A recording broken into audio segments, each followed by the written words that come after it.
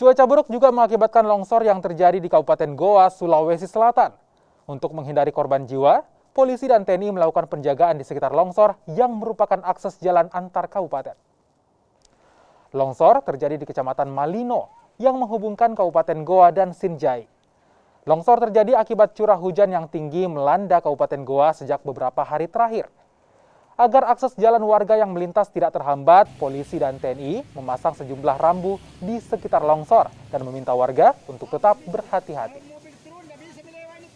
Jadi perlu saya jelaskan, di wilayah Kabupaten Goa curah hujan cukup tinggi yang mengakibatkan beberapa akses jalan tertutup oleh tanah longsor. Jadi pihak kepolisian saat ini sementara melakukan antisipasi pencegahan dengan memasang berbagai rambu.